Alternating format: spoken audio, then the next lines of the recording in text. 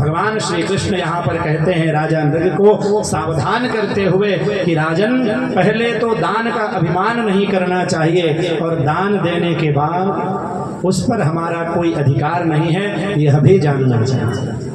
यहाँ श्रीमद् भागवत में आया है, स्वदत्ताम परदत्ताम वा ब्रह्मवृत्तिम हरेच्चरः। चाहे अपने द्वारा दिया गया दान हो, चाहे दूसरों के द्वारा दिया गया दान हो, चाहे वो मंदिर में हो, चाहे भगवान के निमित्त में हो, चाहे किसी साधु संत ब्राह्मण किसी को भी आपने दान दिया हो, चाहे कोई दूसरा व्यक्ति दिया हो या आपने स्वयं दिया हो, उस धन का यदि आप हरण करते हैं, ये बात इसलिए विशेष रूप से बताई जा रही है कि कई बार लोग पहले तो दान कर देते हैं, बाद में उस दान दिए हुए वस्तु पर प्रेम रह जाता है।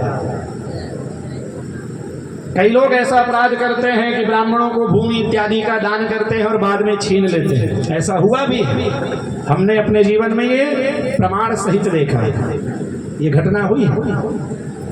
तो कृष्ण भगवान कहते हैं, स्वदत्ताम परदत्ताम वा ब्रह्मवृत्तिम हरेच्चरः।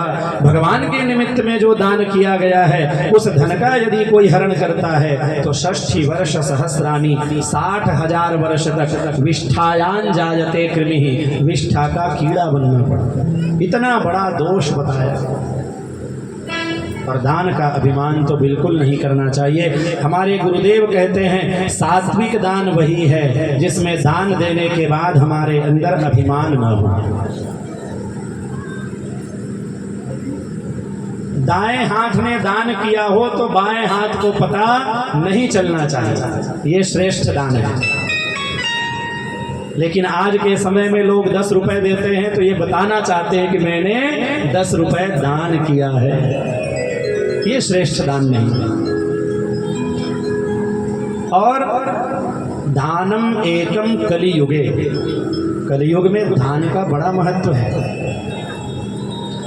जो आपके घर में मांगने के लिए आते हैं, जिसको आप भिखारी शब्द से विशेषण देते हैं, जो धन मांगने आते हैं, चावल दाल इत्यादि मांगने आते हैं, भिक्षाटन करने आते हैं, वो भिखारी ये बताना चाहते हैं, दे दो कहकर कि भैया मैंने पूर्व जन्म में दान नहीं किया था, इसलिए मेरी ये गति हुई है, इसलिए आप अवश्य दान करना ताकि अगले जन्म में आपको मांगना न पड़े।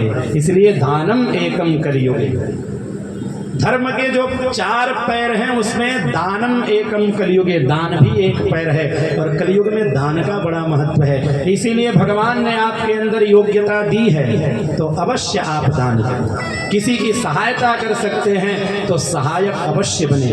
किसी कन्या का विवाह नहीं हो रहा है धन के अभाव में तो आप कुछ सहायता कर दें। ऐसे बड़े बड़े संत होते हैं जो निर्धन कन्याओं का विवाह कराते हैं। कहीं गौशाला का निर्माण करवा दें, कहीं धर्मशाला का निर्माण करवाएं, कहीं संतों ब्राह्मणों को दान करें, जरूरतमंद लोगों को दान करें। सबसे श्रेष्ठ दान यही है, जिसको जिसकी कामना हो, जिसको जिसकी आवश्यकता हो, उसको वह दान कर देना चाहिए।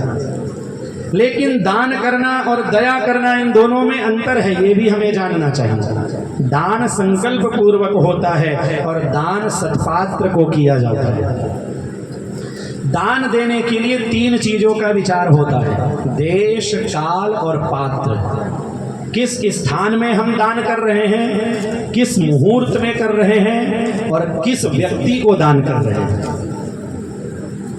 जैसे किसी को भूख लगी हो, आपने भोजन करा दिया, ये दान नहीं है, ये दया का भाव है।